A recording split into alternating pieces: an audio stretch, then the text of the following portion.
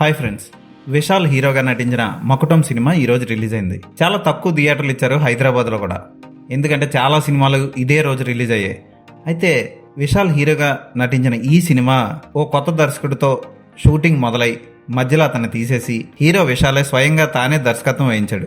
అసలు ఈ సినిమా ఎలా ఉందో ఇప్పుడు చూద్దాం. కృప అనే వ్యక్తి మెడికల్ రిప్రజెంటేటివ్, భార్య, ఇద్దరు పిల్లలతో హాయిగా కాలం గడుపుతూ ఉంటాడు. చాలా అమాయకుడు, మంచి వ్యక్తి. అయితే అతని మామగారు కారు కొను కారు ఉంటేనే వాల్యూ ఉంటుంది అంటే చివరికి 6 లక్షలు పెట్టి ఓ బెంజ్ కార్ కొంటాడు సెకండ్ హ్యాండ్స్లో. ఆ కారు కొన్న తర్వాత ఒక అతిపెద్ద ప్రమాదం జరుగుతుంది. ఆ ప్రమాదం జరిగిన తర్వాత కృప జీవితం మారిపోతుంది. మరోవైపు కృప తండ్రి లింగ, ఇతను పెద్ద డాన్, వైజాగ్కి డాన్ అంటాడు, కానీ అతను చూడడానికి డాన్లు అనిపించడు. అతని లక్ష్యం ఏంటంటే డూప్లికేట్ ఆటోమొబైల్ స్పేర్ పార్ట్స్ని చైనా నుంచి ఇంపోర్ట్ చేసేదాన్ని ఆపడమే అతని లక్ష్యం. అది ఆపుతూ ఉంటాడు. అతనికి ఇద్దరు మంచి ఫ్రెండ్స్ ఉంటారు, జగ, పండు అని. వాళ్ళిద్దరి సాయంతో లింగ రాజ్యం వెళ్తూ ఉంటాడు. లింగ ప్రత్యర్థులు మాత్రం అతన్ని ఎప్పుడు వేసేయాలా, అతన్ని ఎక్కడ నొక్కాలా అని ట్రై చేస్తూ ఉంటారు. అలాంటి వాళ్ళకి కృప దొరుకుతాడు అనుకోకుండా ఓ సమయంలో.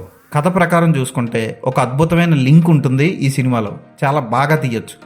అయితే దర్శకుడు అనుభవరాహిత్యం పర్టికులర్గా కనబడుతుంది. ఒక షాట్ని ఎలా స్టార్ట్ చేయాలి, ఒక షాట్ని ఎలా ముగించాలి, ఏ ఎక్స్ప్రెషన్ ఎంతసేపు ఉంచాలి, ఇవన్నీ దర్శకుడికి తెలియాలి. అంటే షూటింగ్ తీయకముందే పేపర్ మీదే సెకండ్స్తో సహా రాసుకునేవాళ్ళంట కొంతమంది, ఏ ఎక్స్ప్రెషన్ ఎంతసేపు ఉండాలి అన్నది. ఉదాహరణకి నాగిరెడ్డి, చక్రపాణి ఇలాంటి దర్శకులు, గొప్ప దర్శకులు అలా రాసుకోగలిగితే, లేదా మైండ్లో ఆ ఫిల్మ్ని కానీ ముందే చూడగలిగితే ఆ దర్శకుడు విజన్ సూపర్ అని చెప్పచ్చు.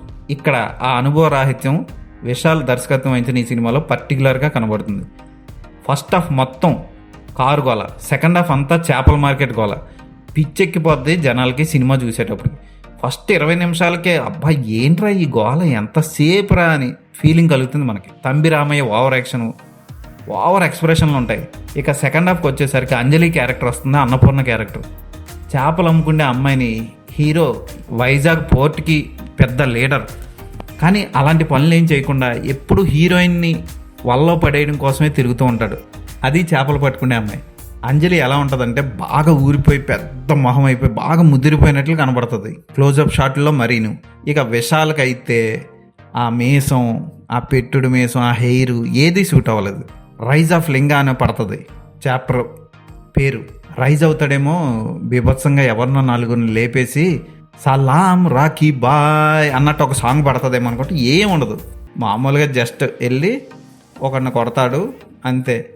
ఆ కొట్టడం కూడా ఎక్కువసేపు ఉండదు, వెంటనే పోర్ట్ ఇచ్చేస్తారు అంతే. పోర్ట్లో పని పాట లేకుండా చేపలు అమ్ముకునే వాళ్ళ దగ్గరికి వెళ్ళి ఫ్రెండ్స్తో కలిసి జోకులు వేయడం, ఆ అమ్మాయి దగ్గర పిచ్చి పిచ్చి పాటలు, కవితలు చెప్పడం, ఇదే జరుగుతుంది సెకండ్ హాఫ్ అంతా. అసలు ఈ సినిమాకి ఆయువు పట్టైన ఒక సీన్ ఉంటుంది, ఆ సీన్ కూడా సరిగ్గా తీయలేకపోయాడు. ఉదాహరణకి అన్నపూర్ణ చేపల మార్కెట్ని కూల్చేసి దాని కింద ఉన్న బ్రిటిష్ వాళ్ళు తవ్విన సొరంగం కోసం విలన్ ప్రయత్నాలు చేస్తూ ఉంటాడు. ఆ ప్రయత్నాలన్నీ చాలా వెటకారంగా అనిపిస్తాయి. హీరో జైలు నుంచి బయటకు వచ్చేసి కూడా అక్కడ ఏం చేయడు, ఇద్దరిని కాలుస్తాడు, మళ్ళీ ఇంటికి వెళ్ళిపోతాడు. అసలు అక్కడ ఏం జరుగుతుందిరా బాబు అని మనకు అర్థమవుతుంది. పోనీ హీరోయిన్ వాక్మెన్లో రికార్డ్ చేసి ఇచ్చిన వాయిస్ మెసేజ్ ఉంటుంది, అందులో ఆవిడ ఏం చెప్తుందో కూడా మనకు అర్థమవుతుంది. చాలా సిల్లీగా అనిపిస్తుంది. ఉదాహరణకి ఇంకా పెద్ద సిల్లీ పాయింట్ చెప్తాను. లింగాని కృప అంటే కొడుకు ఎంతగానో అసహించుకొని దూరంగా ఉంటూ ఉంటాడు. తల్లి చావుకు అతనే కారణం అని చెప్తాడు. తల్లి ఒక రౌడీగాడితో పోరాటం చేస్తున్నప్పుడు పక్కనే ఉన్న కృప అడుగుతాడు కూడా, అమ్మ మన నాన్న మనకంటే మార్కెట్కి ఎక్కువ వాల్యూ ఇస్తాడా అని. విలన్ గాడి చెప్పింది విని అప్పుడు ఆవిడ కరెక్ట్గా చెప్తుంది, ఈ వెధవ చెప్పేదంతా తప్పు నాన్న, అది నమ్మకం అని చెప్తుంది. అది విన్న తర్వాత కూడా ఆ కుర్రాడు అలా బిహేవ్ చేయడం చాలా సిల్లీగా అనిపిస్తుంది. ఇక ఈ సినిమాకి బీభత్సమైన హీరో ఎలివేషన్ సీన్లు ఉండాలి, ఒక్క దగ్గర పడలేదు. అలాంటి ఎలివేషన్ షాట్ ఒక్కటి కూడా లేదు. పైగా లింగా క్యారెక్టర్లో విశాల్ వాయిస్ కూడా చాలా పీలగా ఉండి ఒక బీభత్సమైన భయానకమైన సౌండ్లా రాదు, పీలగా అనిపిస్తుంది ఆ వాయిస్. అందులో తమిళ వాసన కొడతా ఉంటాయి అతని డైలాగ్స్. ఇక క్లైమాక్స్లో ఒక బీభత్సమైన ఫైట్ ఉంటుంది, అంటే నిప్పురా తాకరా చూద్దాం అన్న టైప్ పాట అది. అలాంటి పాట పడాలి అక్కడ. అఫ్ కోర్స్ సేమ్ కబాలీలో రజనీకాంత్ గెటప్ లాగే పెట్టారు, కానీ మొహానికి స్కిన్ ముడతలు ఉన్నట్టు చూపించడం కోసం వేసిన మేకప్ మాత్రం ఒక్క మగాడు సారీ అది సీతయ్య కదా. మన బాలకృష్ణ నటించిన ఒక్క మగాడు సినిమా ఉంటుంది చూసారా, అందులో పూరి పిండి ఉపయోగించి చేసిన మేకప్ ఉంటుంది, సేమ్ అలాగే ఉంటుంది విశాల్ది. ఇక్కడ ఈ ఫైట్ ఉంటుంది, కానీ ఇందులో నాకు ఒక పార్ట్ మాత్రం సూపర్గా నచ్చింది. ఫస్ట్ గన్లు ఇచ్చుకొని వచ్చేస్తారు, 100 మంది వచ్చేస్తారు, వచ్చిన ఆ హీరోని కాల్చరు. అప్పుడు నా ఫేవరెట్ సాంగ్ ఉంటుంది ఇళయరాజాది, స్వాతి ముత్యమాల ఒళ్ళు తాకి తుళ్ళిపోయింది. ఆ సాంగ్ ఉంటుంది.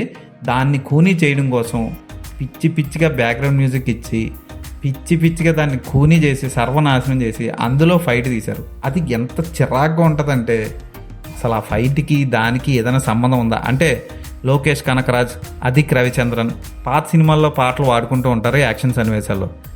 అలాగే మనోడు కూడా ఆల్రెడీ అదిక్ రవిచంద్రన్ డైరెక్షన్లో మార్క్ యాంటోనీ తీశాడు కదా, అదే యూజ్ చేశాడు ఇక్కడ.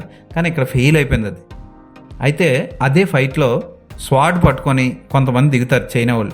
అందులో ఒకడిని మెడ చుట్టూ కత్తిని 360 డిగ్రీస్లో తిప్పి చంపేస్తాడు విశాల్. ఆ షాట్ మాత్రం సూపర్గా కంపోజ్ చేశాడు. మిగతా ఫైట్లలో ఏ షాట్ కూడా బాగోదు.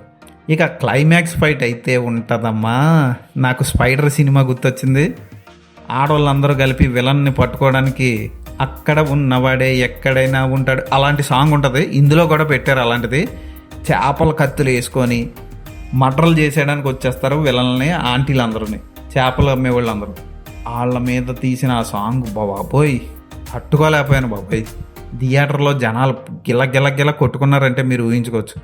6ంటికి మొదలైన సినిమా 9:15 వరకు నేను ఇంకా బయటకు వచ్చేసాను, ఇంకా సినిమా వేస్తూనే ఉన్నాడు.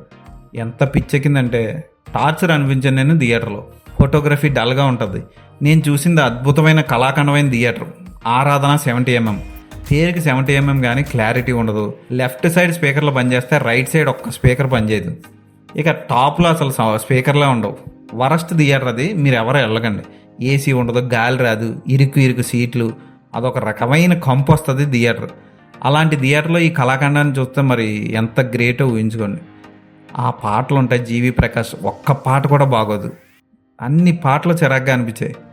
ఒక హీరో ఎలివేషన్ లేదు, ఒక అద్భుతమైన బ్యాక్గ్రౌండ్ మ్యూజిక్ లేదు. జీవి ప్రకాష్ కొడితే ఒక్కొక్కసారి బాగా కొడతాడు, ఒక సినిమాకి బాగా ఇచ్చి ఓ 3 సినిమాలు 4 సినిమాలు చెత్త మ్యూజిక్లు ఇస్తాడు. అంటే అప్పుడు హీరోగా అతను యాక్ట్ చేస్తూ బిజీగా ఉండడం వల్ల ఏదో ఒకటి ఇచ్చేస్తాడేమో. One of the worst album from GV Prakash. Photography average, editing చాలా చేయాల్సింది, అనవసరమైన షాట్లు. ఇక ఈ సినిమాలో ఏడుపు కొట్టు సీన్లు ఉంటాయి. ఒకప్పుడు ఓవర్ యాక్షన్కి శివాజీ గణేశన్ని ఎగ్జాంపుల్గా చూపించేవాళ్ళు తమిళ సినిమాల్లో. ఇప్పుడు ఈ సినిమాలో పర్టికులర్గా ఈ సినిమాలో కొన్ని షాట్లు ఉంటాయి. మనవడు చనిపోతే తంబి రామయ్య బాధపడుతూ శ్మశానంలో చెప్పే డైలాగులు ఉంటాయి, పాత చింతకాయ పచ్చడి డైలాగులు. అలాగే అన్నపూర్ణ క్యారెక్టర్ చనిపోయేటప్పుడు ఆ క్యారెక్టర్ ఇచ్చే ఎక్స్ప్రెషన్స్ ఉంటాయి. ఒకసారి హీరోనే చూస్తూ చనిపోయినట్లు అనిపిస్తుంది, ఒకసారి కళ్ళు పైకి తేలేసి చనిపోయినట్లు ఉంటుంది, క్షణంలో మారిపోతూ ఉంటుంది. అలాగే భార్య చనిపోయినప్పుడు లింగ గుండెలు అదిరేలా ఏడుస్తాడు చూసారా, అది కూడా టూ మచ్ తమిళ ఓవర్ యాక్షన్లా అనిపిస్తుంది. అయితే ఈ సినిమాలో బ్యూటిఫుల్గా రిలేషన్ ఏదన్నా ఉంది అంటే ఫ్రెండ్షిప్. లింగ తన ఫ్రెండ్స్ పండు జగాతో ఎంత గొప్పగా ఫ్రెండ్షిప్ చేశాడన్నది, వాళ్ళిద్దరు ఫ్రెండ్ని ఎంత గౌరవంగా చూశారన్నది బాగా చూపిస్తాడు. అయితే ఆ ఎమోషన్ని, ఆ రిలేషన్ కూడా అద్భుతంగా తెర మీద చూపించడంలో దర్శకుడు ఫెయిల్ అయ్యాడు. జాన్ విజయ్, ప్రకాష్ ఇద్దరు ఆ పాత్రలను చాలా బాగా పోషించారు. వాళ్ళిద్దరు హైలైట్ అని చెప్పొచ్చు.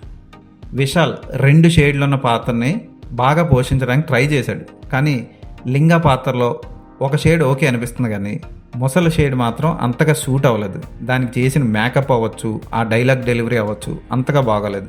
విలన్స్గా నటించిన మలయాళ నటుడు, అదే దేవి సినిమాలో పాములో వస్తాడు ఆడు, మన అజయ్, వీళ్ళందరూ వేస్ట్ అనిపించారు. పెద్ద విలనిజం పండలేదు. ఇంతకీ హీరో ఆపేసేది ఆటోమొబైల్ స్పేర్ పార్ట్లా ఇవా అనిపిస్తుంది మనం సినిమా చూసిన తర్వాత. అయితే క్లైమాక్స్లో ఆటోమొబైల్స్ డూప్లికేట్లు వాడడం వల్ల ఎంతమంది చనిపోతున్నారు అన్నది చూపిస్తాడు. మంచి కాన్సెప్టే, కానీ దాన్ని చూపించిన విధానం, చిత్రీకరించిన విధానం అంత గొప్పగా అనిపించదు. దీనికి మళ్ళీ పార్ట్ 2, 3 ఉంటుందేమో అనుకొని భయపడ్డాను. అవేం లేకుండా ముగించాడు, బతికిపోయాం.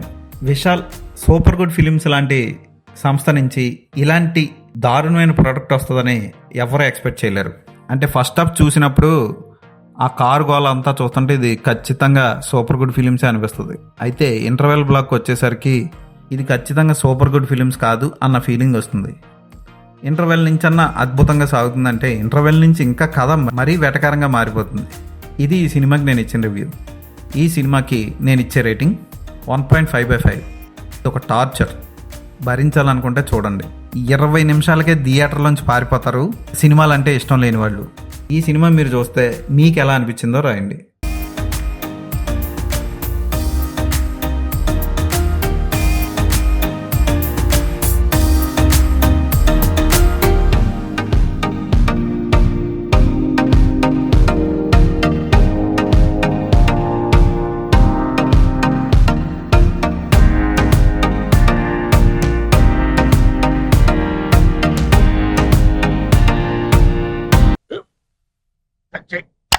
మన స్కూల్ బెంచ్ లాగా ఎంత గట్టిగా ఉందోరా.